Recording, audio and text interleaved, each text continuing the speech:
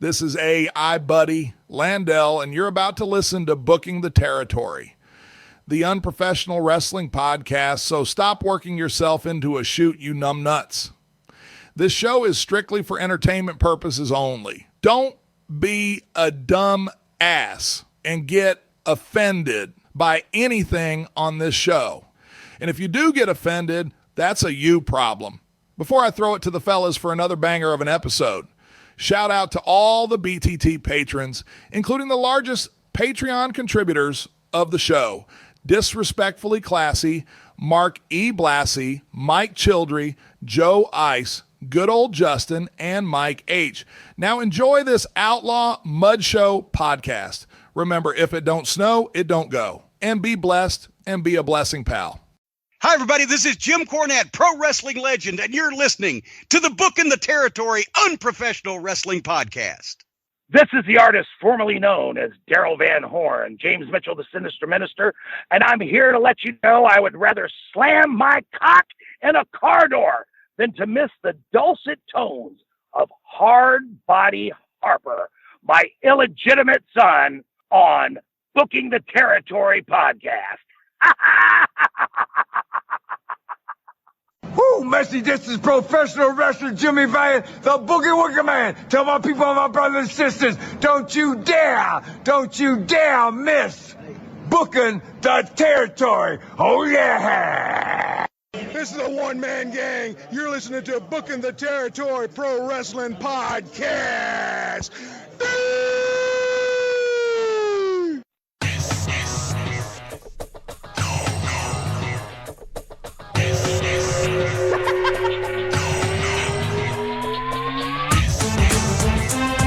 Welcome back, everyone, to this week's episode of Booking the Territory, the unprofessional wrestling podcast, where today we are covering WCW Saturday Night on TBS from July 10th, 1993. If you're listening on YouTube, make sure you subscribe to the channel, or subscribe, as Harper says. Hit the like button on the video. And lastly, type a comment or two what you like or didn't like about the episode. It 100% helps the channel grow, and it makes Harper very, very happy. Speaking of Harper, he's not here, and that's because we're going to be getting him for the big Beach Blast pay-per-view. We're recording off schedule. Doc is with me. But we got a lot of good stuff today, especially because this is an infamous day. More on that in a second. Doc, how are you? I'm doing good. You know, you're going to maybe get some feedback on this show, so I'm going to go ahead and put a disclaimer out there. I'm not sick, but you know, Mike, when we live here in Texas in the wintertime, you get these big-ass cold fronts with all this wind and cold weather. We got one coming, man. It's going to get real cold here, and I can feel it in my head. So if I'm starting to sniff a lot today, I'm not out with Buddy Landell last night, and I'm not sick, but I can feel the cold weather coming, and it's going to be, for us Texans, it's going to be cold, Mike. I'm going to need my little blankie. I think the people have gotten used to your sniffles over the years and really don't say anything about it anymore. Okay, well. That used to be a common complaint. Now it's, let me see how I can correct you guys this week. Oh, boy. Well, here's the thing. We're going to be a little bit more focused this week than we were last week because we don't have Harper. It's good and it's bad. We don't have the coyotes or the peanut butter skin or whatever else Harper's mind is thinking about. This is probably going to be wrestling heavy here. So, you know, I think we're probably going to hop into wrestling talk pretty quick. Speaking of that, before we get into that, do you have any shout outs or any business that you need to take care of before we really start talking about this wrestling thing? No, because we're doing this like less than 48 hours since we did the last show. So no new patron shout outs this week. But I would recommend becoming a patron, especially if you want the Beach Blast pay-per-view review with Hard Body Harper. Go to tinyurl.com/PatreonBTT. Not only a great way to support the show and keep the show running, but you get tons of extra content, including all of the WCW pay-per-views dating back to 85. plus all the Clash of the Champions, which we've done, 23 now, the JV Goon Squad shows, the World Class shows with myself and Lance as we go through World Class Championship Wrestling, all available on Patreon, tinyurl.com/Patreon BTT. And don't forget, when you're signing up to be a patron, also don't forget to submit a 5-star review on Apple Podcasts or Podcast Addict, because that is also very, very helpful with these algorithms and whatnot. But no, that's all I got in the intro. Doc? Well, I still have we have more ideas than we have time, and we used to do top fives. I got a couple rolling around in my mind. Certainly, we could fill up a patron content with movies I haven't seen, whatever else, and then all the great content that you just mentioned. But that's not what we're not here to sell you on something. We're here to talk about it. So I briefly brought this up to you, and we decided, hey, let's save it for the show and talk about it. You don't make too much of a big deal about your time in the ring and the fact that you were a major regional superstar in the wrestling Give me a business. break. Um, Sorry. But you mentioned something not too long ago to me, and you still try to stay active and stay healthy and keep the weight off and exercise and do all the things that men our age should do. You were mentioning to me, just the aches and pains that you still have from being in the ring years ago. Is that accurate? I'm convinced like my back hurts like to this day because of that. And then my right elbow is really messed up. Not my right, my left elbow is really messed up. From actually I think the very first match I ever had where I was sent into a barricade and my elbow just nailed that barricade, and it just hurts. Like there's no other way to say it. It's got like a click in it. I don't know how else to explain. Yeah. When I extend it, Okay. it clicks. Sometimes the click is louder than others, but yeah, there are definitely times where I feel like, and again, I was a nobody on the mud shows, but I'm pretty sure some of that stuff is because of that, the pain. Okay. I should say. Okay. Well, um, we're not. This isn't going where some people may think it's going in terms of you know Ric Flair saying recently he wants one more match, because we'll need Harper to talk about that at some point. Recently on AEW, and I just happened to be home. I happened to be watching, and I'm not. This isn't a pile on for them, but Jeff Jarrett's out there, and hey, for all intents and purposes, that guy's I think 57 years old, and for a 57-year-old man, he looks pretty good. And he's out there with the storyline. Just for those of you who don't watch, he wants a run at the strap, and MJF has the strap, and we all like MJF. He can go and cut promos. And that's not what we're talking about. It's not anything other than you're younger than Jeff Jarrett. We joke about you, and Flamingo getting in the ring, Danny Flamingo getting in the ring down at Wildcat. But what are your thoughts on a I mean, Jarrett looks tremendous for a guy at 57. He looks like Jeff Jarrett, just slightly aged.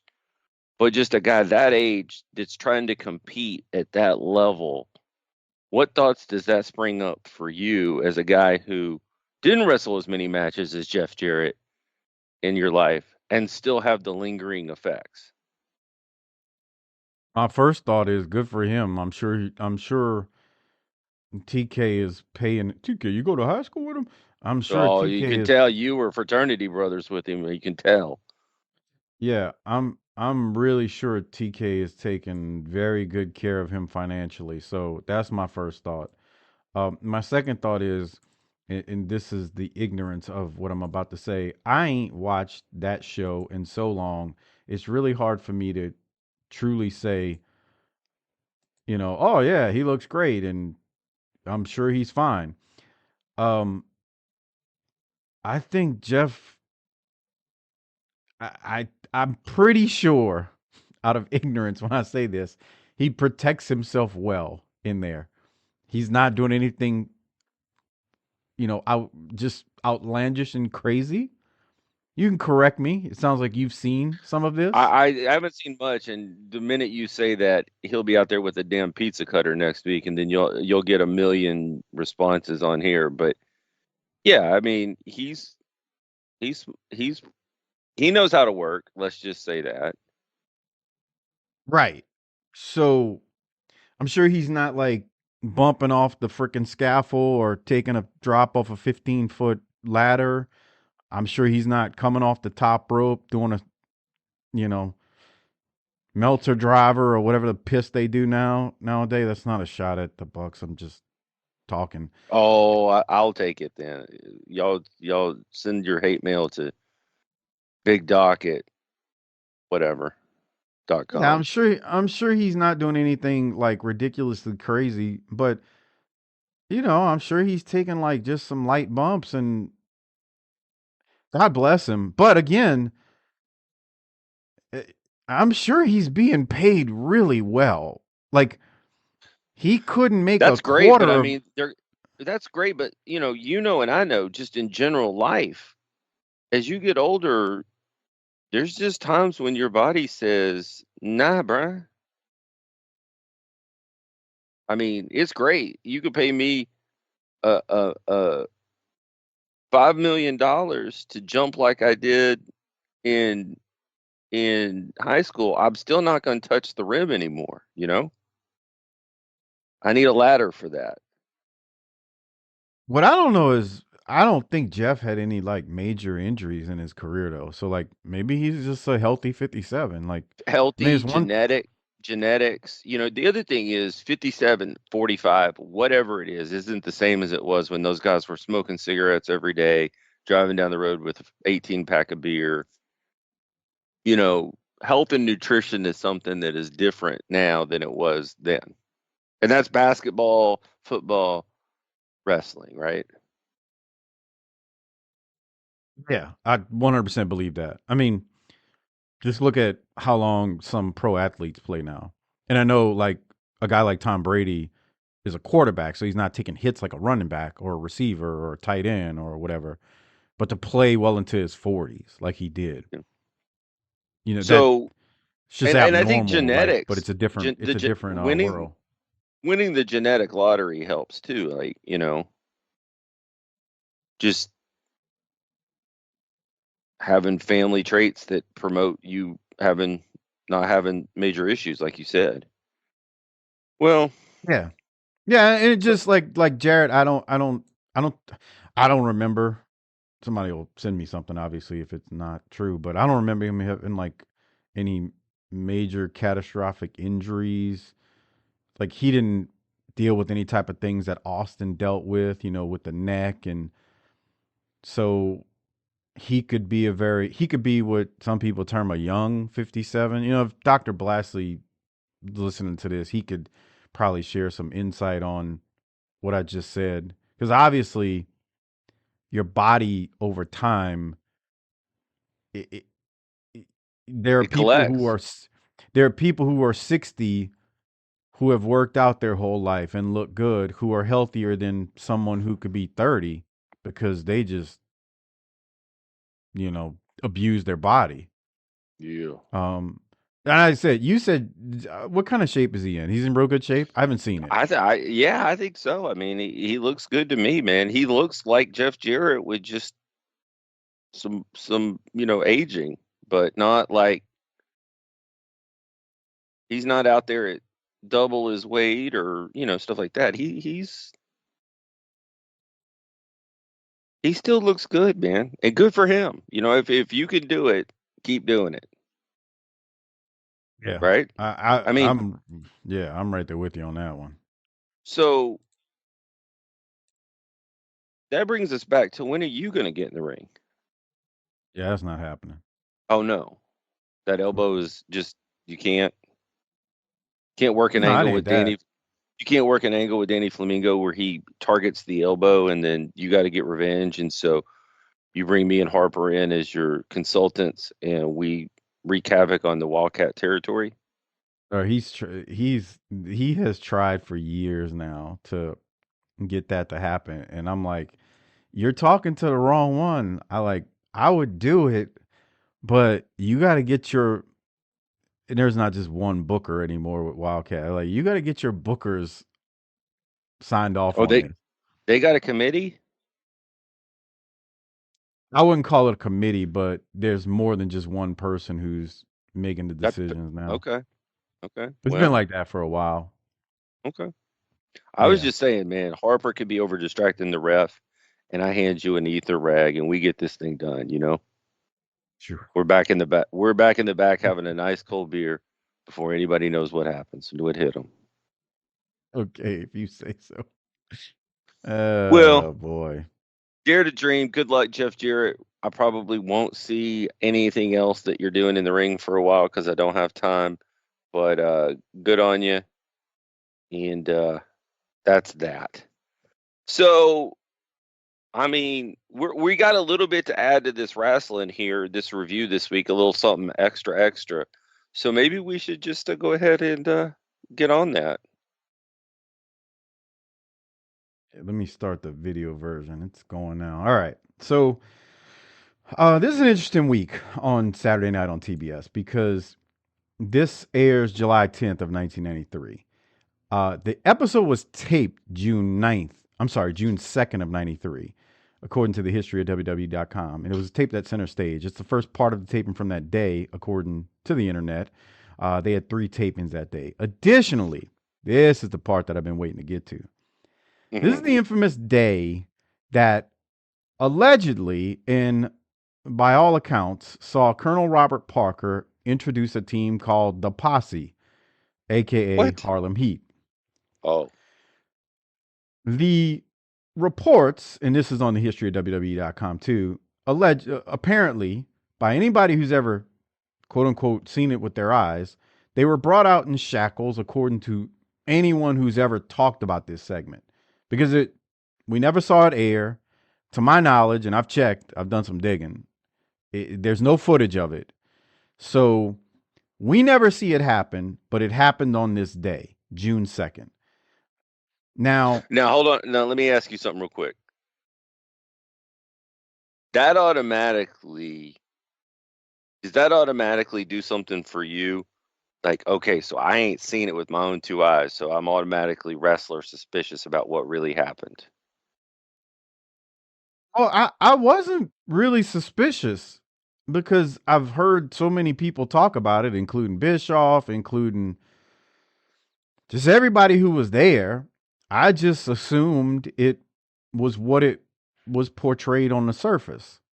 Okay. And you're like, what do you mean by that? Well, somebody who was there and one of the members of the team, Stevie Ray, I found some audio from him that aired quite a long time ago. Well, probably about 7-8 years ago on Title Match Wrestling's YouTube channel. And Stevie Ray is being interviewed there about the title of the video is Stevie Ray, Harlem Heat's controversial chain gang gimmick in WCW. And I just want to say, when you listen to what Stevie says about this, it makes you have maybe a different thought about what you've envisioned in your mind from that day. Now, Doc, I think we all have a mental. I think we all that have ever heard this have a mental picture of that white suit and cigar coming down the aisle with 2 brothers. And I'm gonna use the word that you use, shackles, and just the reaction of the crowd. Like, I could see something. I don't know. It's hard because like people were so hyper sensitive these days. But I could see people like the black folks in the crowd like, oh hell no. I think it'd be more than that. But I could see the black folks in that audience reacting like the white folks in Smoky Mountain would have reacted if Sonny would have managed the Gangstas. That's what I'm saying. Okay. A little different scenario, but I hear you. Okay. On that note, I'm going to play the audio from Title Match Wrestling, Stevie Ray being interviewed about that night that he and Booker debuted as the quote unquote posse, and the story we've always been told brought out in chains and shackles. Listen to this because it's interesting. They wanted to call us the Chain Gang. I don't know if you're aware of this. Was that part of the lawsuit? Because it seems a little racist. What's racist about it? I mean, come on, the Chain No. Gang. I want to know what's racist about it to you. I didn't even give you an outline of the whole thing. I gave you a name. That's all I gave you was a name, and you jumped to conclusions of somebody being racist. So that goes to show you right there. So correct me if I'm wrong. Yeah, you're wrong. Now hold on. Correct me if I'm wrong. But was there not a point in which Colonel Parker was managing you and Booker T? No. Okay. Was there an idea ever that was going to be the case? Perhaps. Okay. And so you have a white character that may be a plantation owner, okay? And then you have an African-American tag team that you're bringing in. You want to call them the Chain Gang. Yes. That seems pretty racist. But wait a minute. Wait a minute. You got a slight outline on a couple of things. Okay. But you have to realize, me and my brother came up with this. Really? Yes. Okay. Me and my brother came up with the Chain Gang. But it wasn't like we are a chain gang. It was like we have chains on our necks, dog collars, kind of like the junkyard dog. And those chains represent that we were put in jail unjustly. Okay. This was the synopsis of the characters. We're going out for our tryout match, and the colonel was just gotten through doing something with whoever he was working with. And we get ready to go out, and somebody told the colonel to come out with us. But he wasn't supposed to, because this is a tryout match. First of all, you want to get a look at what someone in their mind has put together on camera in moving real life. Okay? That's really what they're trying to get. Okay? Okay, they sent the colonel out. The colonel didn't supposed to go out with us. It's just supposed to be me and my brother. They sent the colonel out with us. Now that gave the look that you just talked about. The unintended consequences right here of the colonel coming from the curtain. Okay. Now you see what I'm saying. Right. But these are ideas that have been implemented, but they wasn't concrete, and written in stone yet. Right. This is just an idea. You know how the wrestling game is not about, hey, I'm going to be underdog man today. Okay, and that's who you are. It doesn't work like that. You might go out as underdog man and somebody look and say, that ain't working. You see what I'm saying? Right. No, we're going to be, I got something else for you. And if that don't work, I got something else for you. And if that don't work, I got something else for you. And if that don't work, you need to find another line of work. That's how the wrestling business works. That seemed to happen a lot in WCW too. Yeah, it happened a lot in WWE. I mean, different nowadays, you know what I'm saying? Because they have a more structured way of doing things. Well, back in those days, you kind of like throwing ideas at the wall. Yeah. Whichever one sticks, okay, that's what you kind of go with. Okay, we go out, we do the match, and we get all kind of heat from it. We thought we had did very, very, very, very well. The match went great. But the colonel thing steered everybody the wrong way. Who's this guy, white guy with a white suit coming out with these black guys and they got chains on? But that wasn't the deal. I can't remember who it was that told the colonel to go out with. I remember the colonel saying, hey, I don't supposed to go out there with him. This is their tryout match. Right. Was this like a rib or something? No. Well, who? Somebody just didn't know what the hell they were doing. Right. Who did y'all have heat with after this? The office. You remember? Okay. So what did they say about it? I actually don't know. Oh, okay. Nobody ever gave us the real 411. We just know Ole Anderson called us in the office the next day, and that image got back to the office. That shows to show you the plight of how things are ran there. Nobody's seen anything wrong with this. Nobody's seen anything wrong. But the thing was, it never would have happened. We would have had time to really get it the way it was kind of planned out after the tryout match. The chains, the way we talked about it, was going to be a memory that we remind ourselves of the chains and bondage that you put us in, and everybody we get in the ring with is going to pay for it. That's what the chain was. But we didn't get a chance to do an interview about that. You see what I'm saying? Right. We just did a doc, man. We just went out with the stuff that we had. So it's very possible that if Colonel Parker hadn't been ordered to go through that curtain by God knows who, we may never have seen Harlem Heat. It may have been the Chain Gang. Perhaps. We never know. Yeah. Perhaps. So, Doc, that's a different take on what we was understood all these years. Definitely. And a couple of things. You think it's a rib? Do you think somebody was ribbing them? I don't know if there's any way to tell. I mean, yeah, I know, but your spidey sense for ribs is always up, so that's why I ask. I mean, anything's possible, but I really just wonder if they just were. Well, yeah. He also like, said it, and this is always a possible explanation as well with WCW, is nobody knew what the hell they were doing back there. Yeah, I think that's actually a more likely situation. Like, I think they were there for their tryout match, and that it went down the way he described it. Like, the Colonel Robert Parker was out there doing whatever, and in the process, somebody was like, go out with Harlem Heat, and Fuller goes out with him, and he nailed it. You see the Colonel in that get-up, and you see two black men with chains on around their neck.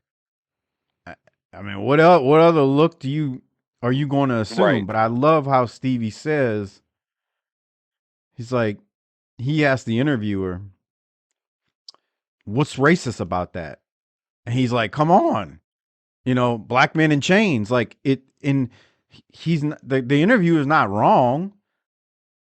But then Stevie explains, so that wasn't the intent, but once you add this ingredient to the mix, Colonel Robert Parker looking like he does, all of a sudden, the intent is thrown out. The perception is what it becomes. And this, anybody you've ever heard talk about this, not named Stevie Ray, whether it's Bischoff, because I've heard Bischoff talk about it a bunch of times, or anybody who was there, they're like, I don't know what we were thinking. But they never give you what he just gave you when in his explanation of how it went down. Yeah, the other thing that strikes me is I'm surprised Robert Parker was going to do any more work than the job required and do any extra work for the promotion. Oh, like when you say him just going out there. Yeah. Hey, I'm not booked for that, pal. I'm going to sit back here and have a beer and play some cards and finish this cigar. Yeah, I don't know. The other part, too, is remember, Sid was the one that, I'm going to use the air quotes, discovered them and brought them in. Yeah. I mentioned that because Sid and Fuller were tight. So, correct. Is Sid the person? You never know. Here, Sid's gone. Is Sid the person that's like, I don't know. I envision you going out with them. I guess you could ask Fuller. Trying to be helpful. Shit, there could be somebody's trying to help, and people that are prone to try to help that aren't helpful. Right. In their attempt to help, they make a situation much worse than it needed to be. Like the interviewer said, unintended consequences. That's a freaking boy. You want to talk about stuff that happens in real life all the time. 1,000,000%. Now, the other thing is,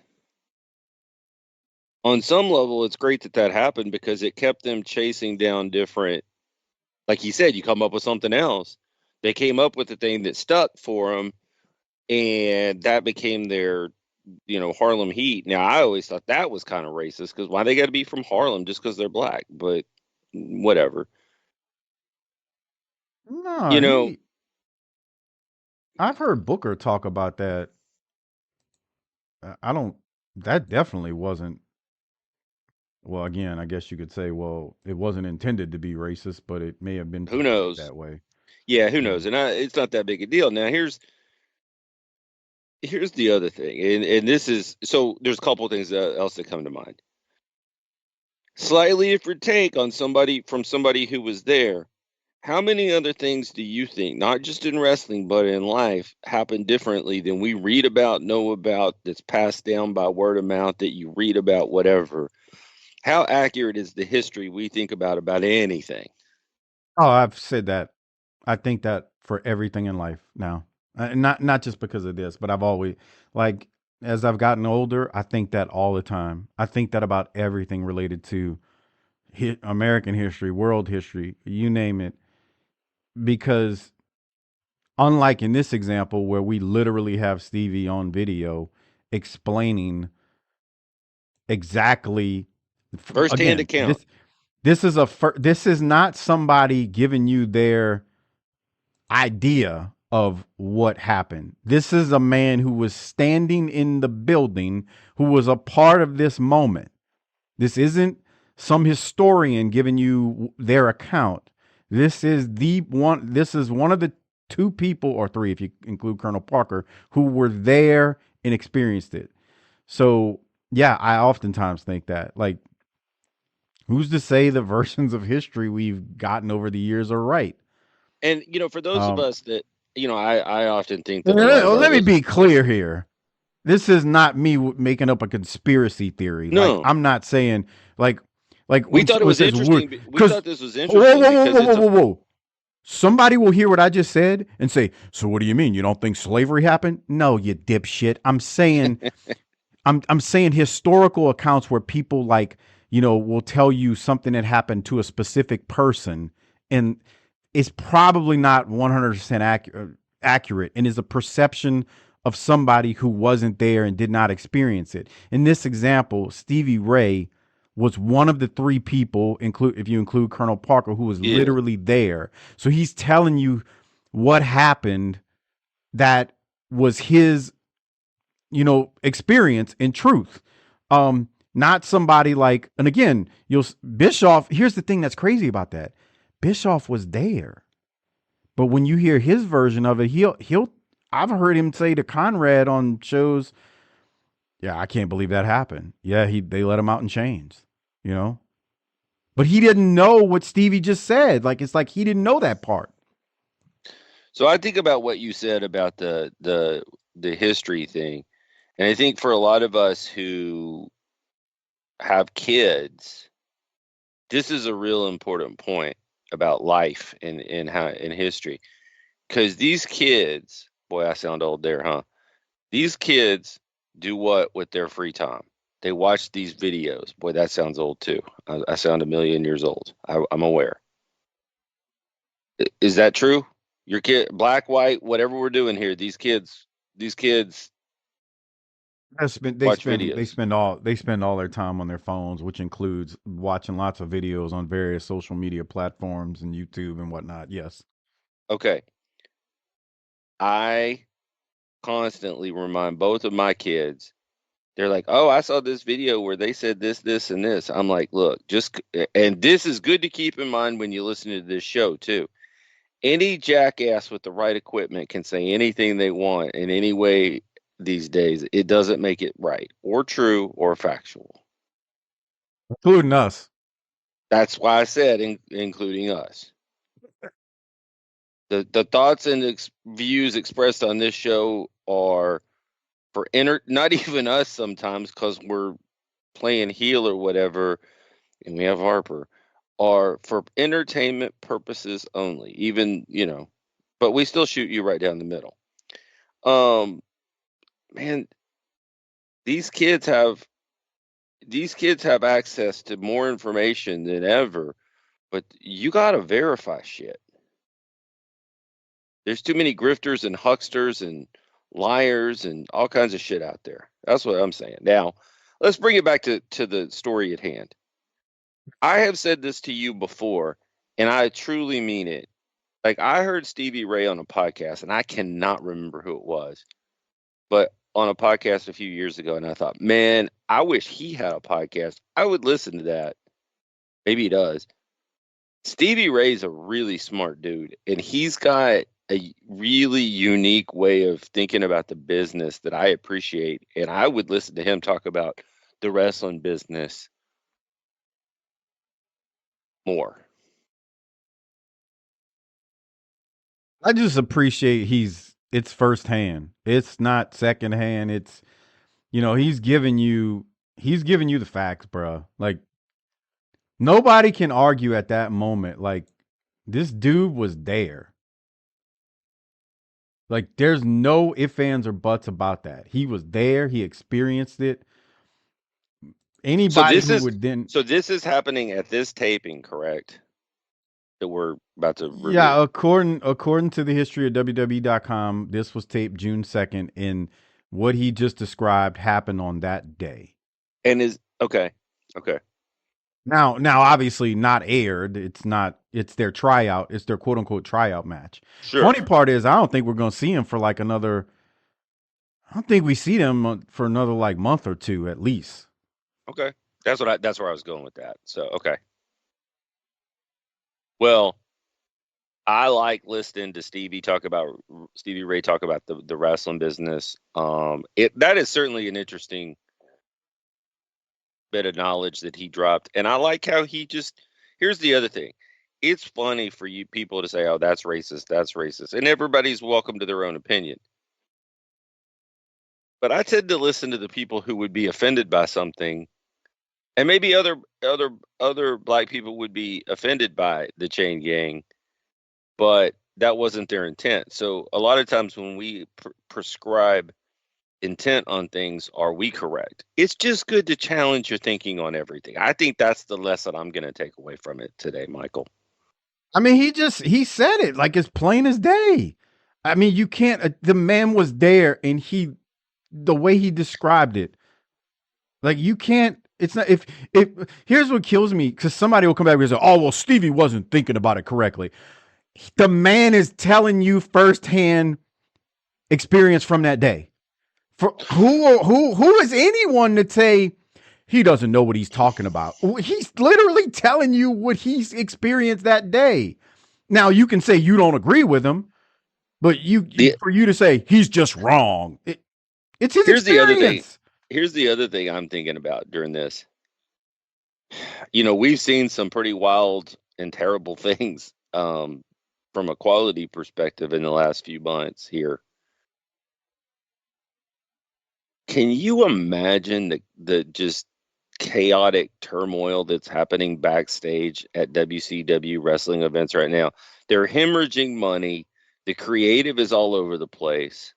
Wrestling's still good a lot of times at the big cards, but just everybody, it's a mess, dude, across the board. Yeah, I can't imagine. I mean, that 93 in itself is, what are we doing? So, I can't imagine, man. I really can't. We got major motion pictures. We got transitions of power. We got, early in the year, our leader being racist to Hank Aaron, Hank Aaron getting fired. Just well, Watts, not Hank Aaron getting fired, but I know what you mean. Right. Yeah. What a wild ass place. Yeah. You see things like the Clash that we watched, or I'm interested in this Beach Blast coming up with the card, and it's like it's a testament to the talent. They're still able to put on good cards.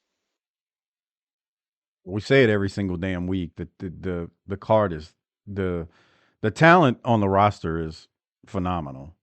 Mm-hmm. It's not like you walk in here and you go, who are these schlubs? That's not ever said. They got more talent than they can get on TV. Well, they got enough shows. Especially during Night. baseball season when it's significantly pared down. I don't know. They still got main event worldwide happening every week. They got plenty. Let me say it like this: they got plenty enough shows to get the people on TV. It's just still, okay. I know what you mean. Well, I don't see those shows, so I don't know what's happening over there. Okay.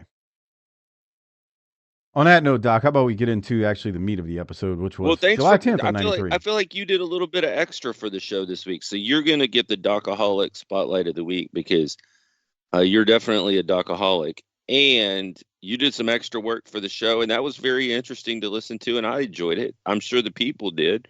So we'll say thank you, Michael. We're going to play that for Harper next week, by the way, everybody. I'm going to play the Stevie Ray audio because I want to make sure we're all on the same page with what he said related to the gimmick. Because I know Harper hasn't seen that before. I can't do Harper, but it's like I can hear Harper. Damn, that's crazy.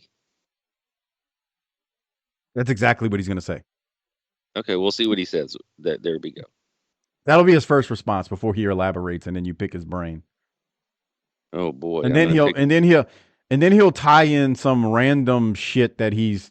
That's like that movie in 1983. Stolen Valor, where and I'm like, wait, what? Yeah. You haven't seen that, Doc? No. I've never even heard of that one, Harper. Jesus! Oh my God. What is wrong with you? Are you serious? You haven't seen Rambo 7? Come on. That's the one. Yeah. All right. Well, we miss him. Pour one out. He's not here. It's always a better, more entertaining time when he is.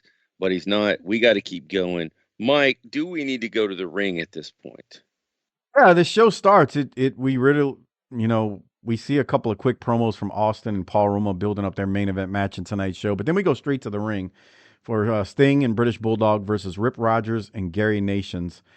I did want to. I wish Harper was here because I wanted to ask him if he knows who Gary Nations is because he was a local guy down in Louisiana for many years. I know the champ, a.k.a. Luke Hawks, a.k.a. Oren knows him. All I used to say, Doc, is he used to do a Lord Humongous gimmick on the indies in the 90s and beyond. And if you look at him, he's not that tall, and I don't want to say anything else because he ain't here to defend himself. Oh, he's not. He's no longer with us? No, I mean, he's not on the show to defend himself. Oh, okay. He is one of them guys. You made it sound like he was dead. No, I don't think he's dead, but he is one of those guys who... Let's just say he always thought he had 6-star matches, and I don't know if they were 6 stars. Okay. Yeah. Well, what I noticed about him is that he's got more than one tattoo, which back then, unless you're Bam Bam Bigelow, that's kind of unique. I wouldn't say that because they're little tattoos in just random places. That's also a sign that somebody's probably living it. So, I just want you to look at this guy. Does he look tall enough to do a Lord Humongous gimmick? No. He's probably about 6'2", maybe 6'3" at the tallest. Yeah. And that's a tall man, but humongous is in the title of the character, Yeah. And it's a quick match, Doc. Anything you got from it before I go to the finish right here where Gary Nation sandbags Bulldog? 420. Yeah. I was asking, did Nations know how to take this? He sandbagged the shit out of. Okay. I mean, it's just a suplex off the top, but he makes Bulldog do all the work. Jesus Christ, look at that. Yeah. And then Sting comes off with the splash 1, 2, 3. I don't know what the hell was happening there, man. That's called sandbagging. If you're watching the video version, tinyurl.com/Patreon BTT. He basically didn't help Bulldog at all. If that match would have gone on longer, would Bulldog have put some real boots to him for doing that to him? I don't know. Sometimes nice guys are like, they just like get in there and get out, and like they'll go in the back and like talk to Sting, and he's like, "Man, what the hell was wrong with that guy? Okay, He was a tub of shit. but then He was a sometimes fucking tub. you get He was a fucking tub of shit, man." you get booted or potatoed as a message, right? Sure, yeah, especially if you're an asshole, especially. Yeah. Okay. We're not making any judgments about Gary Nations. We're just saying in general. He might be listening. Who knows? Who knows? After the You match, never know. You never know who's listening. It's a hot mic, Mike. You got to make sure that you're aware. I can't get Harper to understand that. When he's saying the most unpolitically correct things, I'm like, dude, you realize this goes out to the world. Nah, nobody listens. That's what he'll say. Right. I think Harper sometimes thinks it's just the three of us. I think so. I think he is unaware that the reach and the power that we have literally spanned the globe in these 10 years and exceeded our wildest imaginations when at the beginning it really was just us talking. It's not that way anymore. We have a responsibility, Mike. I mean, it's all over the globe. And then I explained it to him like, Harper, people are listening in Australia. They're listening in all parts of Europe. There's people in the UK. I'm like, I can see where the downloads come from. It's all over the world, man. And he's like, it's bullshit. I'm like, really? And then I mean, I've shown him people who are listening from various parts of the world because they are on the Facebook group or whatever. And he then sees it and he's like, yeah, but yeah, but you anyway. All right, Doc. I was down on chefs the other day. Harper, what is that? I also think that he thinks that this only goes out to the New Orleans metropolitan area and no further. More people listen to this show than population of Metairie and Kenner. Like, dude, no one knows what you're talking about. Oh man. We'll work in the future to get Harper to explain his geographical references for those of you who are around the globe. Because the truth of the matter is that I'm not there either, and a lot of times I don't know. So anyway, he's so insulted though when you ask him. When you Harper, can you explain it? Oh my God, you mean nobody? What do you mean Harper? You got to explain what you're talking about. But we're not here to talk about that this week. After the match, Jesse and Tony talk about the rest of what we will see tonight. Tony talks about the WCW Amateur Challenge. Tony says, send in your tapes to us. We want to see your interview ability to send in your tapes. My God, I don't know why anybody would want to see that shit. Can you imagine the crap that they got in? Just sent into them. Pure garbage. Trash. So there's that. I can't remember if they do. My note here was this is such a bad idea. Yeah, but they're probably trying to, as long as your check clears, we'll train you, that kind of thing. So do you think based on that, we should take audio clips from people and give them 100%. Send those to Mike and we will give it all the attention it deserves. Do you remember when that idiot back in the day did that? No. In the first years of the show. You know who I'm talking about. Yes. That's how we got Industry Insider, right? I played that for you and you were like, who is this dipshit and why are you playing this? I don't even remember what episode it was on, but anyway. All right. Doc, we got an interview. We got to hear from A Brush with Greatness with Austin and Pillman again. Let me play that and we'll react to the other side. All right. What do you think? No. Here they are, the Hollywood Blondes, the World Tag Team Champions. Watch your body. I can see why they call him Pretty Paul Roma. After all, that was a pretty cute move he pulled at the Clash when he snuck out of the stands. came up and Pearl Harbored the Blondes from behind right when we were getting ready to take 2 straight falls over Flair and Anderson. Well, let me tell you something, Roma. That little audition just earned you a starring role in the next Blondes production. And it's going to be right here today on the show, a little short flick titled Lights, Camera, Traction. You know, Tony, I don't have a whole lot to say right now. It's not a time for humor or comedy or anything like that. Fact of the matter is, somebody jumped on my back at the Clash of Champions, and his name just happens to be Paul Roma. So, Paul Roma, since you're such a coward, and you jumped on my back at such an opportune time, today, right here, I'm gonna show you what it's like to get brushed with greatness the hard way, because nobody treats the Hollywood Blondes like you did. There they are, the World Tag Team Champions. There's going to be a tremendous match a little bit later on. More still to come on Saturday Night. Fans, stay right where you are. I love that line, brush with greatness, man. That's the thing is like they don't need the gimmick of being movie stars in the Hollywood Blondes. And I know it's a throwback to the old Hollywood Blondes that were around in the 60s or 70s. And I think Buddy Roberts was one of them. But they're leading in and making it great. I didn't like Austin saying I don't have a whole lot to say. Well, then don't say anything. But whatever.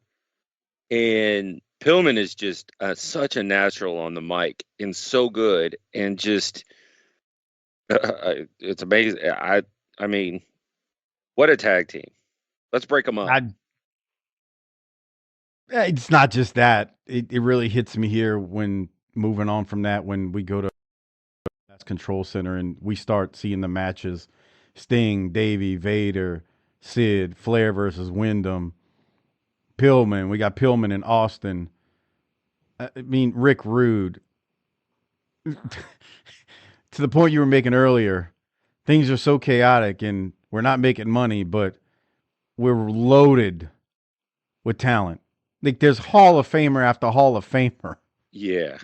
Well, and I watched next week's episode last night. Boy, that'll get confusing out there. Don't follow that. And it's the go home show for Beach Blast. And my note was, we've been given these shows D's and C's and all these things, but here we are, and I'm looking forward to this. So to your point, here we are again. It's in talent that's there. There's no reason. There's in my mind there are reasons, but it's if the in-ring product is truly the determinant of a wrestling promotion success, we should be making money here. Oh, you nailed it with that. From there, let's go. So again, we have the Beach Blast Control Center. Bischoff tells us we're a week and 1 day away from Beach Blast, so which will take place Sunday, July 18th. He's going to run down the card here for us, which he does. Flair versus Wyndham for the NWA title. Sting and Davey versus Sid and Vader. Dustin versus Rude for the U.S. title. Roma and Arn versus the Hollywood Blondes. Simmons versus Orndorff for the TV title. I actually think that one gets switched around. I can't remember exactly. I don't think Orndorff's in that match, but I won't spoil it. And then we go to an interview from Barry before the match, or leading up to Beach Blast. So let's go to that right now. Here it is. Ric Flair believes that he is going to revel in glory one more time. On July 18th in Biloxi, Mississippi, Ric Flair believes that Beach Blast is going to be his day. Well, let me tell you something, Flair. And I want you to look at my eyes. Do I look like I'm easily intimidated by a man that has been the world heavyweight champion 9 times? By somebody that's gonna steal my dressing room because I'm the world champion? Well, let me tell you what, it takes a whole lot more than that to really get me fired up. And I'll tell you what fires me up.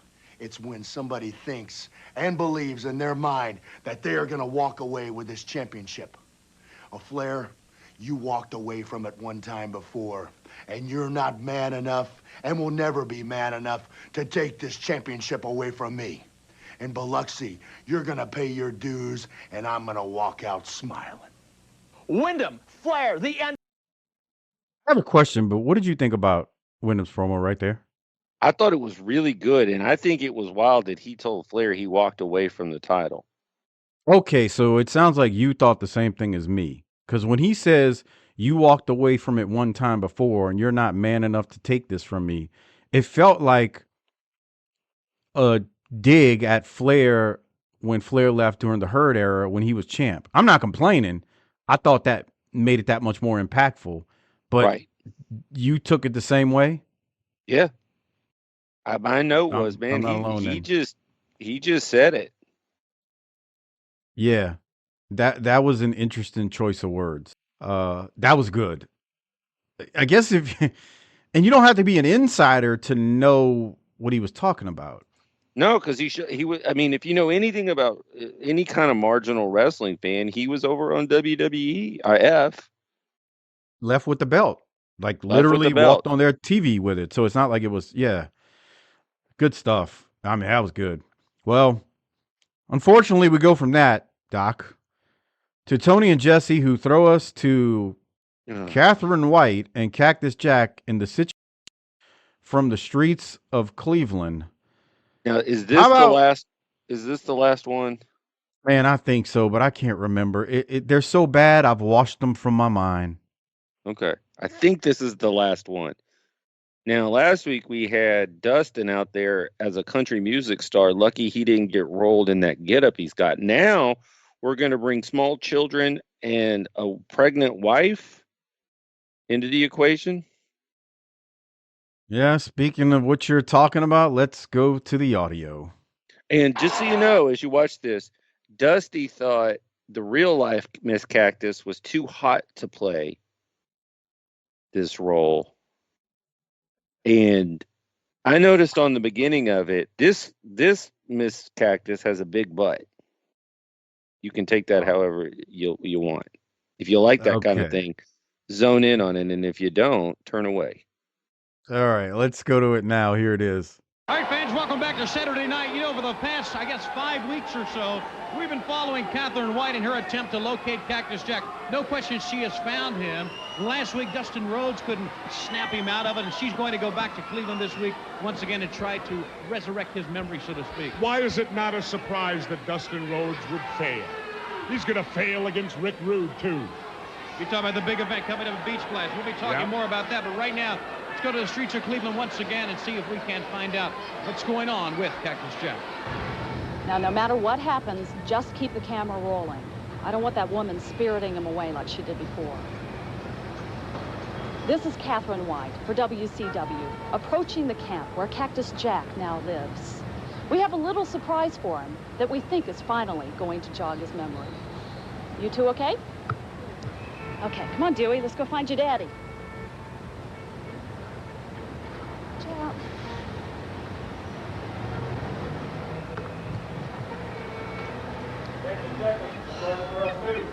Oh, no. They've gone. I don't think they're going to be that easy to find either. I said you were learning. Bang Bang made a move. She's scared that you're going to talk sense back into Jack and he's going to leave her. Made everyone swear not to tell where the new camp is. Swampy, what happened to you? You mean this? I'm cleaning up my act a bit, I guess. I took old Jack up on his offer of some money. He said he didn't want me to buy booze. He said, if you give a man a fish, he can eat for a day. But if you teach a man to fish, he can eat for a lifetime.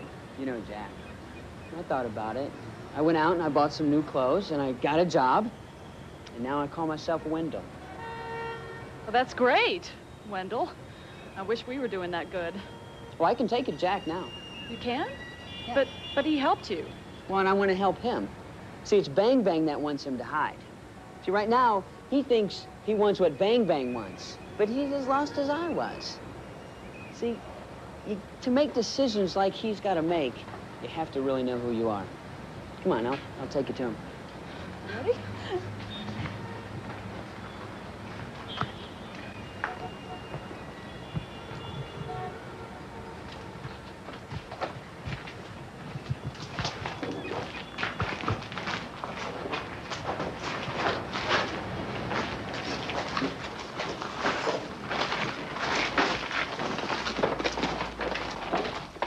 There you go, Jenny.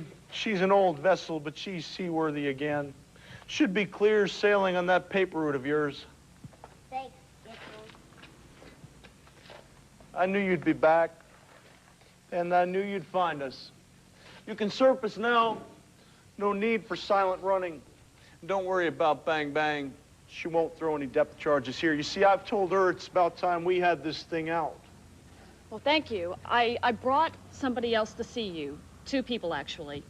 Colette, it's safe. Bring Dewey. Jack, we missed you. I'm sorry, but I don't know you. I wish I did.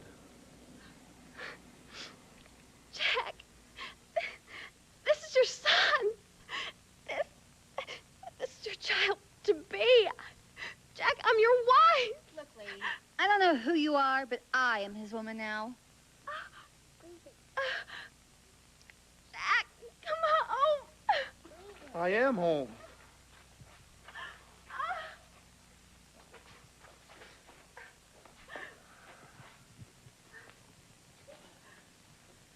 As you have seen, Cactus Jack.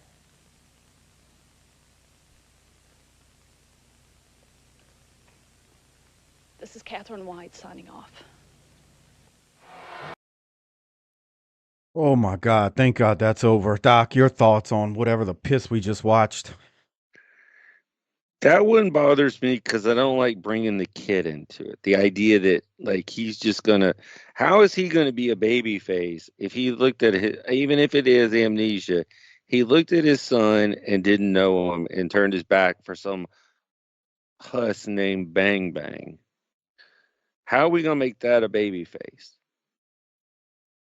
Okay, I never thought about it like that because my next thought was going to be, well, his son was on that one where, or was in the house on the one, right? One of the first ones they did, but he wasn't there.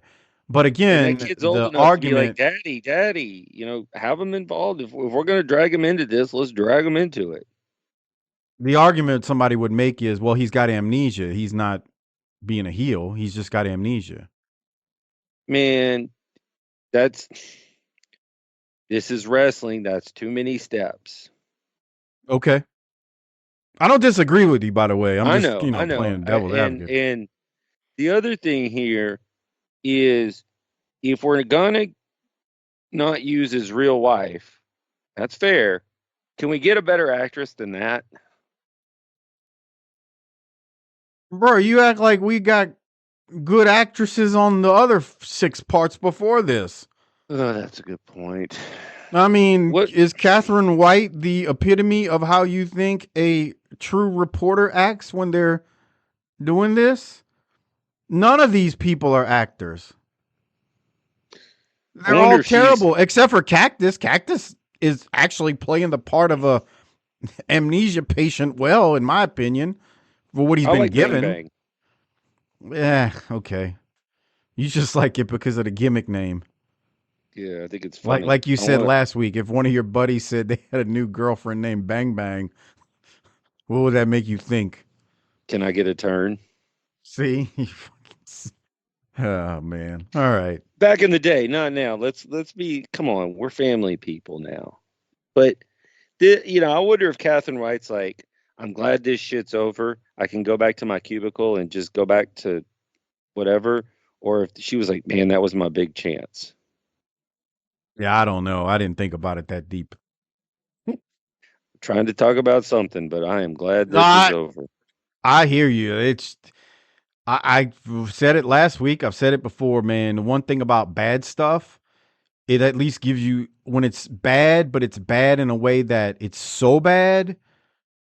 Like, well, I don't want to say that, but when they were searching for Davian's thing in the Gulf, we had something to talk about there. Whether it was the boat that they got off, Sid with the flip-flops,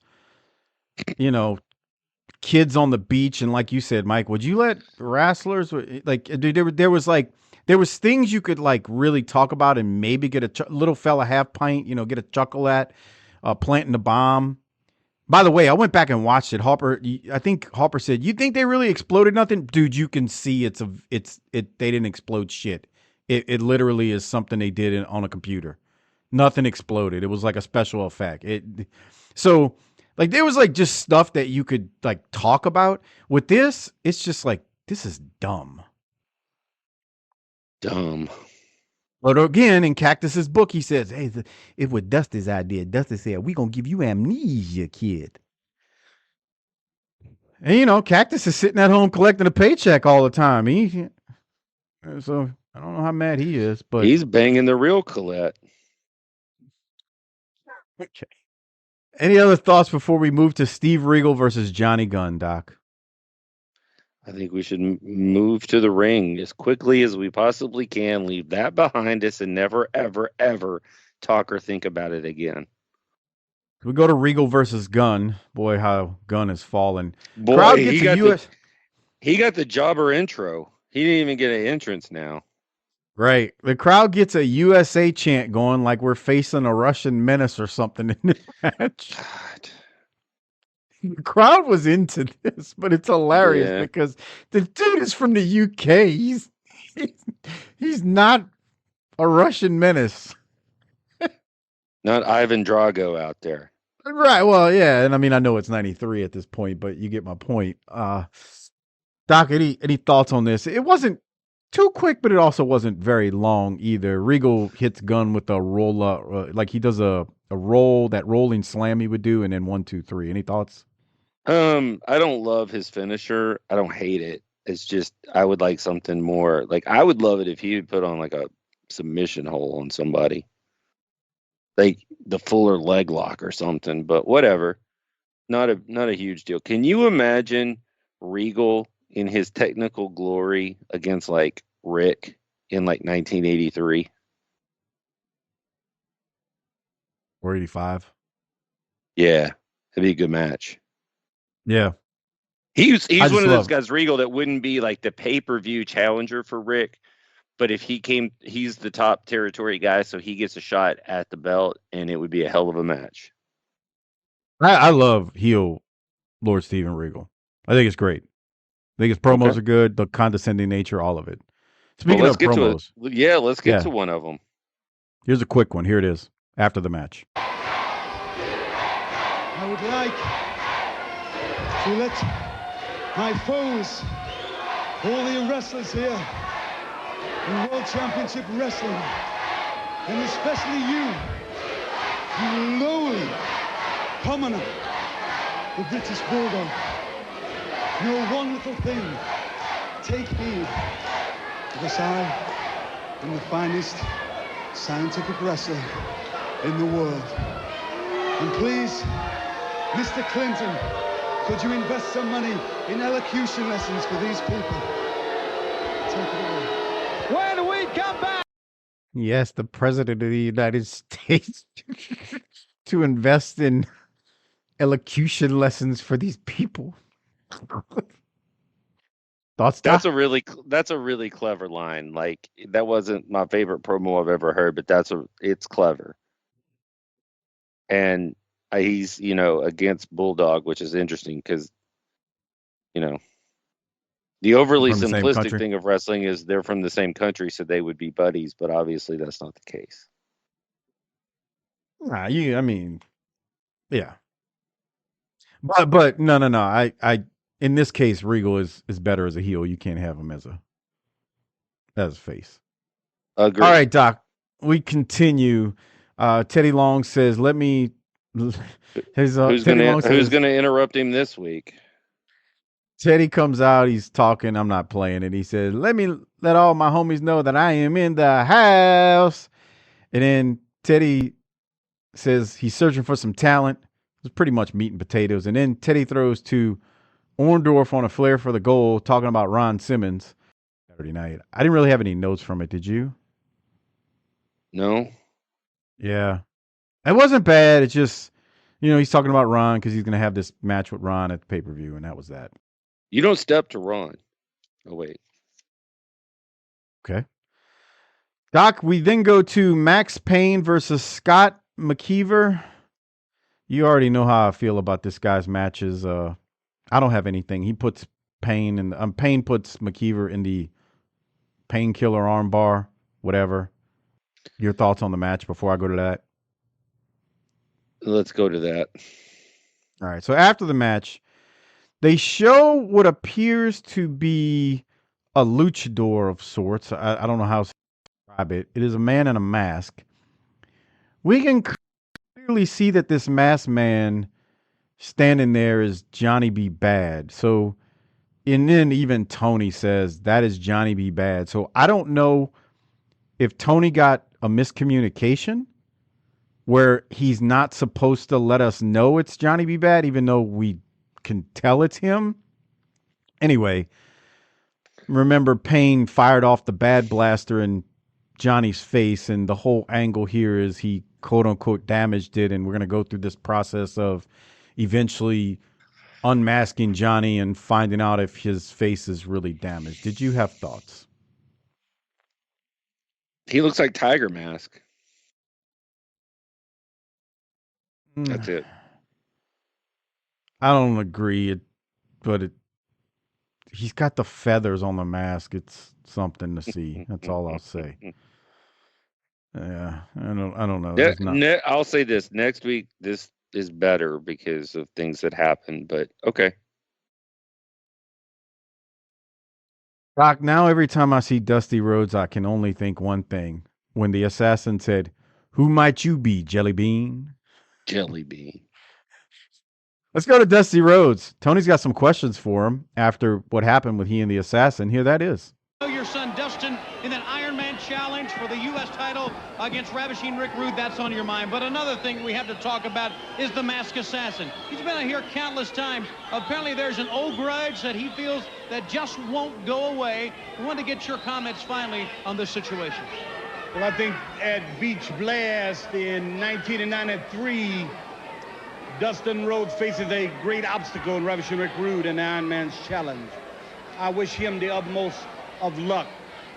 Just recently, on a personal note, that dirty old assassin has came out on numerous occasions in public, if you will, and has stated that there is a burning desire, a burning grudge, something eating away at his soul. And after that confrontation, I woke up in the middle of the night, and that staring me in the face was the face of the assassin. And my wife rolled over at me. She said, "Your heart is beating so fast. You don't need this. What is that sound inside of you?" And I said, "Darling, that is the heartbeat of America." Yes, it still burns inside of me. But I am retired assassin. If you got something personal to say about me, that's fine. Don't drag my family. Don't drag my kids. Don't drag my wife. Don't drag my mother. Don't drag my son into this. Because at my age, I don't need this. And at your age, you don't need this. But one thing is for sure, you damn sure don't want this, baby. Let's go to the ring. Great promo, Doc. He's quoting Chevy commercials here, Heartbeat of America. Just like the Assassin's promo, it's good. I just don't know where we're going with this. I thought he was great. For all the things that the pot shots we take at him for some of the booking, he can still get in front of the mic and cut a hell of a promo. And he was great. Talking about retired, Dusty's 47 right there. Because that is younger than both you and I. It's also the same age. Years. It's also the same age that AJ Styles is right now. Remember in the intro in the episode, we were talking about an unhealthy. Yeah. Back in the day, 47. In fairness, AJ takes care of himself better than Dusty was at this age. 100%. I'm not taking this isn't a shot at Dusty. It's just you can see Dusty ain't in a gym, pounding out sets. He's pounding out other things. It's just not sets. Whoa. He's a married man. There's nothing wrong with that. Okay. Yeah. Well, I thought this was good. The problem, like you said, is where does it lead and how do we pay it off? But for pure, just was it a good promo? Yeah. Yeah. So then from there, Doc, we go to Bagwell and Scorpio versus TJ Maverick and Todd Zane. Bagwell and Scorpio come out stepping. Can you give me 42-45? I think you are about to have. Well, first off is right We got a there. little we got a little dig dancing from Bagwell there. Back. Look at these two. They are Look at Bagwell. He's bumping and grinding. What the shit is happening there, man? That's some Stan Lane action right there. I mean, he's swiveling the hip. Look. What is that move? Dick dancing. Jesus Christ. I feel like by doing this show, I've seen more dick dancing than I would have ever imagined in my entire life.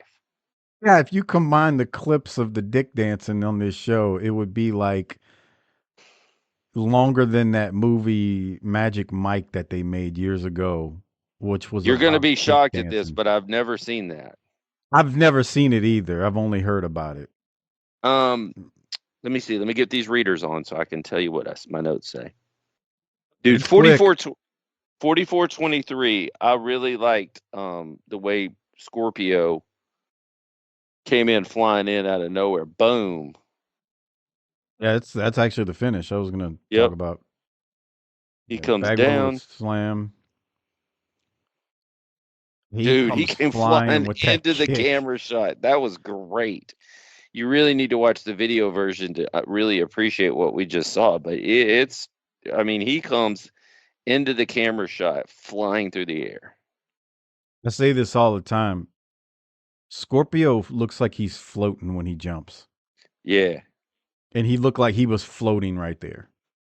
Like, those guys back in the day when I was in high school playing basketball, and it's like, I was, I had decent size and fairly okay athleticism, but I had to use every muscle in my body to jump up and be at the rim. And then there's guys who just come floating in, and you're like, dude, I'm so jealous. There was a dude who was about my height. Maybe he was 5'10". His name was Scott. This white boy could fucking float. Why's he got to be white? I'm just saying, it was a white This dude. white boy. What kind of shit is that? Bruh. Because the old thing, white men can't jump. That's not true. That's a hurtful stereotype. Okay, Mr. Outrage. This dude could float. I mean, it was unreal how he could take flight at his height. I mean, it was incredible to watch this dude jump. I believe you. I remember one time I've thrown alley-oops to white people before, so I don't, I get it. One time we were in a gym playing pickup game, and he jumps, and his head freaking hits the lower part of the backboard. I was like, good God. And when you're standing under or like when you're actually on level floor, when you watch somebody do that, it's one thing to watch that on TV, right? When you see a guy like, Spud Webb, for example, as short as he was, just float. But when you're like literally standing there watching it happen, would you agree it's just a different perspective? Oh, definitely. Because you're like, that's inhumane. Like, your first thought is my body doesn't do that. Why not? Right. Amen. All right, Doc, let's go to the main event for July 10th. Steve Austin versus Paul Roma. It starts with about 7 minutes left. Not a lot of TV time left, so they ain't going to go long. I did have a timestamp at 51 minutes, but I want to go to you first to see if you got anything. If you go to 50-32 and you turn the volume up to 11, you have Stone Cold Steve Austin right here. And then hit the volume. All right, here we go. Right now, if you'd call the hotline now and then, Tony, you'd be a little more informed and you wouldn't have to ask me dumb questions.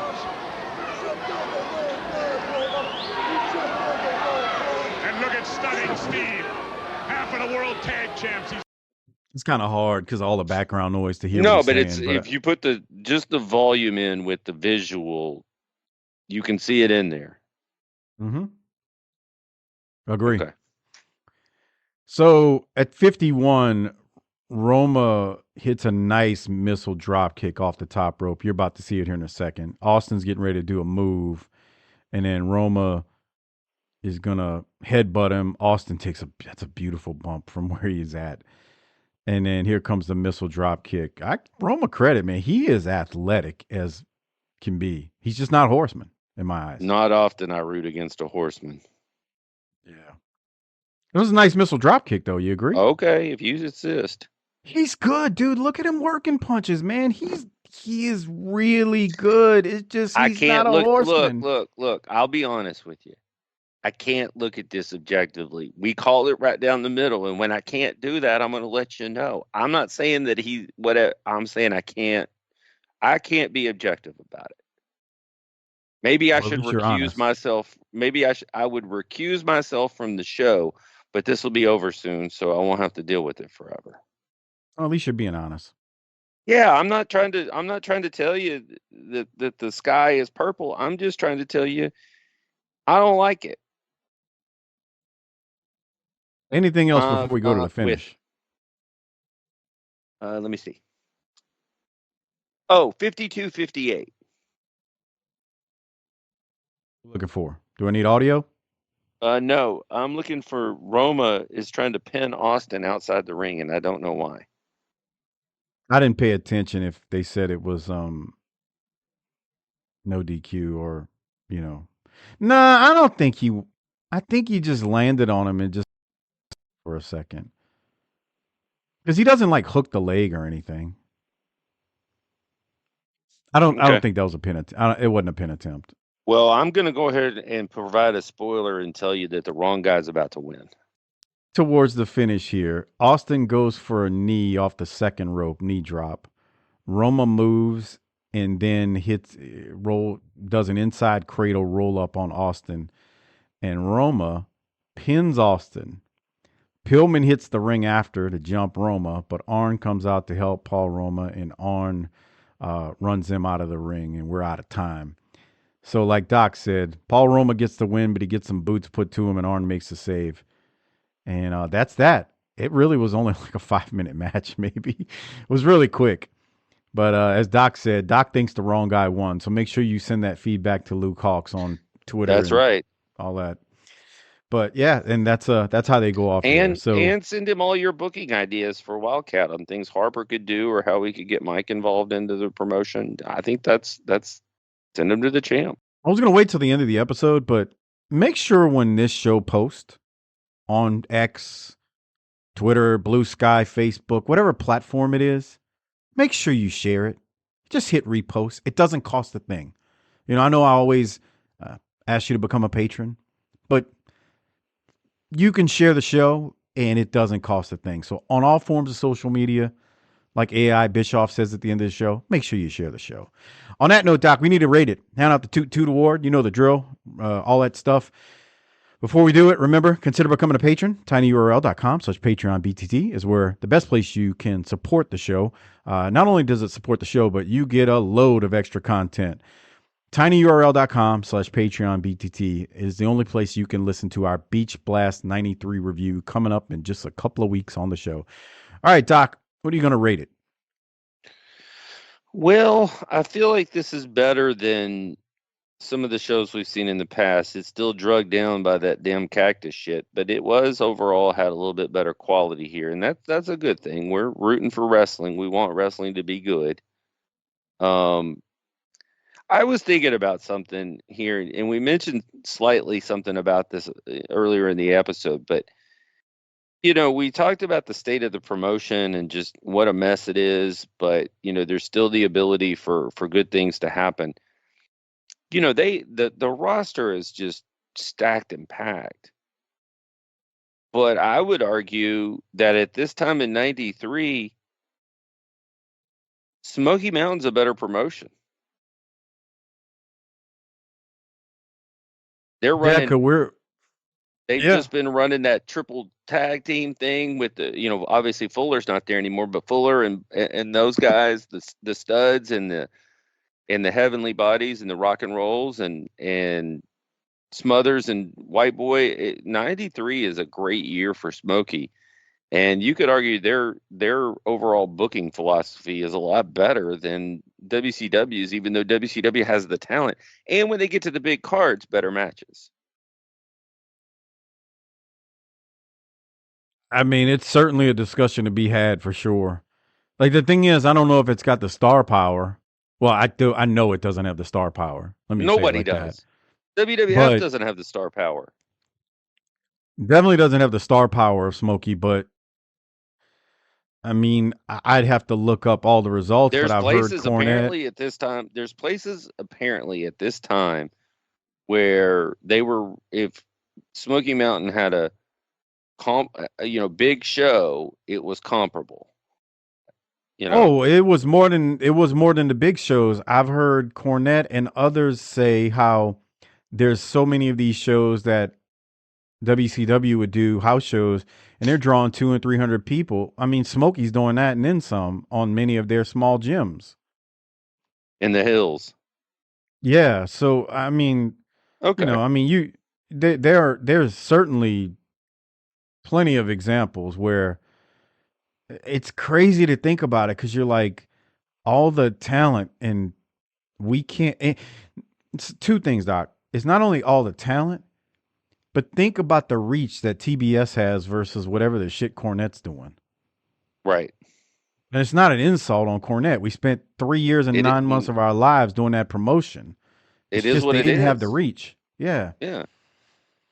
All right, man. Well, okay, so let's rate this thing back to the topic.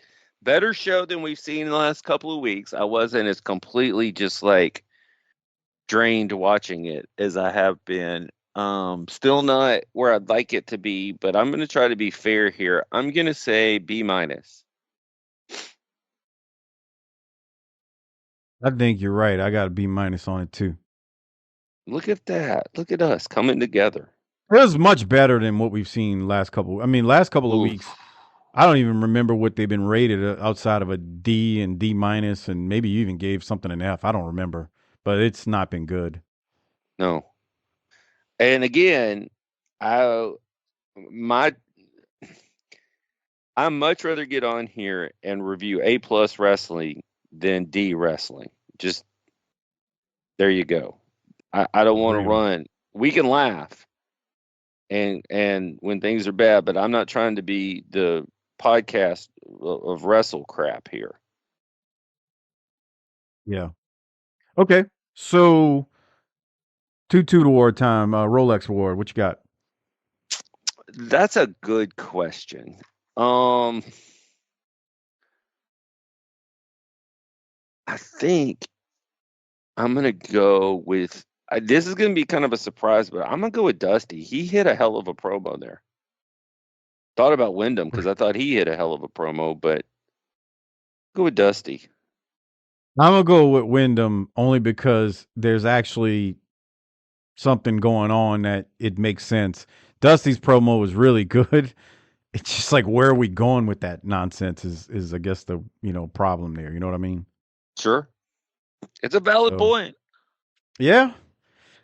Well, that almost wrapped things up. I want to remind you again, when you see the shows posted on all forms of social media, whether it's Facebook, Twitter, X, BlueSky, whatever, Instagram. I don't think you can share. Well, you can't share Instagram posts. But anyway, make sure you hit the repost button on all those and shares. It helps the channel grow. A reminder, when you submit a 5-star review, you will get shout out on air on Podcast Addict and Apple Podcasts. So make sure you submit a 5-star review if you have not already done so. Greatly, greatly helps the show. And if you're still listening to this on YouTube, post a comment or two what you like or didn't like about the episode, and make sure you like the video and subscribe to the channel, or subscribe, as Harper always says. Doc, I'm about blown up, man. You got anything else before we get out of here and ride off into the sunset on our Kawasaki Mule?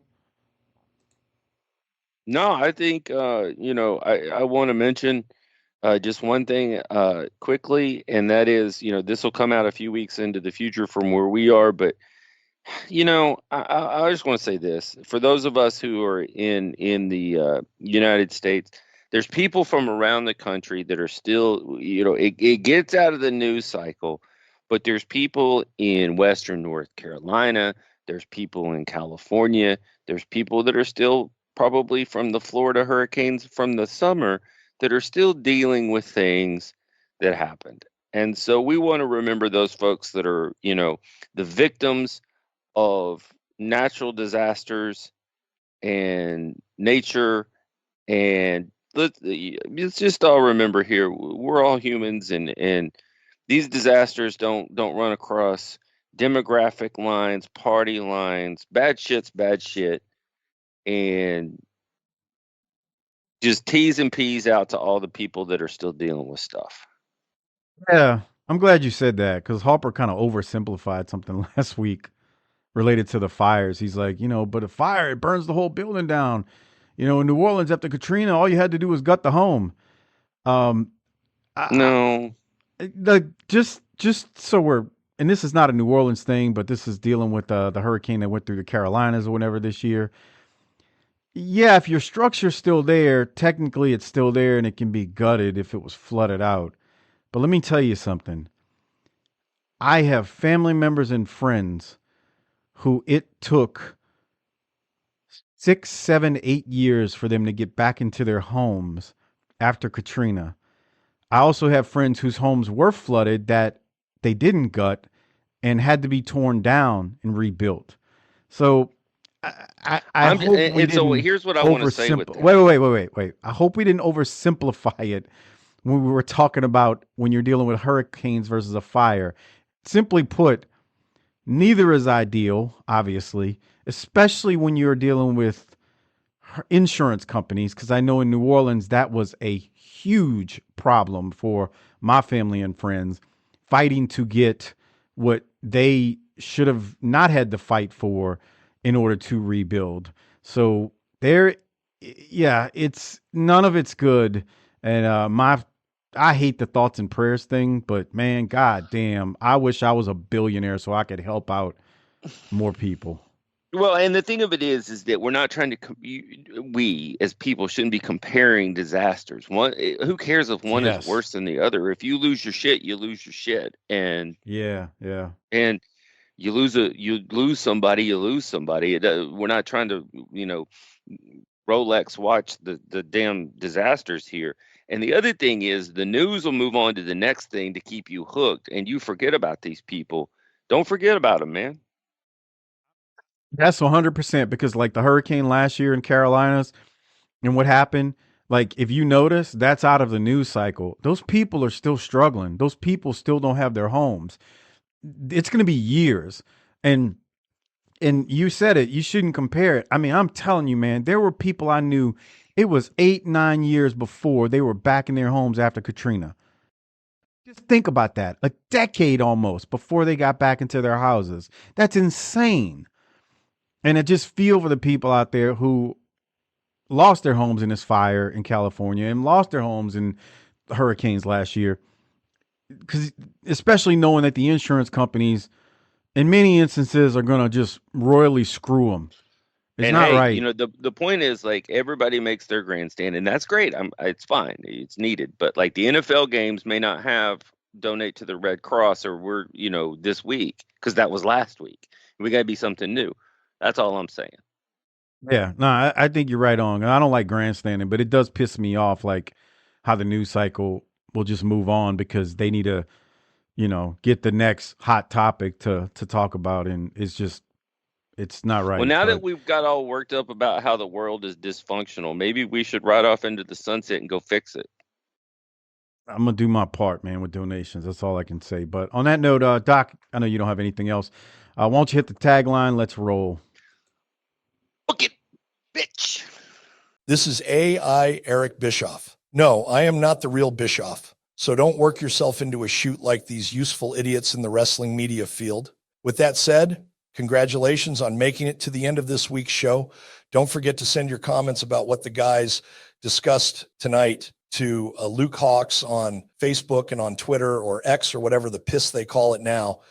The rumor is Luke likes answering BTT fan mail. Also do the guys a solid by liking the show's Facebook, X, and Instagram pages. And don't forget to like and retweet or repost the show on all social media platforms. Lastly, become a BTT patron member where you get tons of extra shows. You can join at tinyurl.com/PatreonBTT. Until next week, piss off dipshits. How the piss do you people listen to these useful idiots? These dipshits think they're fucking funny, but they ain't fucking funny. And somebody needs to tell them that. This goddamn show needs more D-Man and less of dipshit, Doc, hard-boiled Harper, and this Vanilla Ice Snoop Dogg, mumble, mouth, Mills. You have to be an imbecile to find these three fuckers entertaining. Fucking clown show.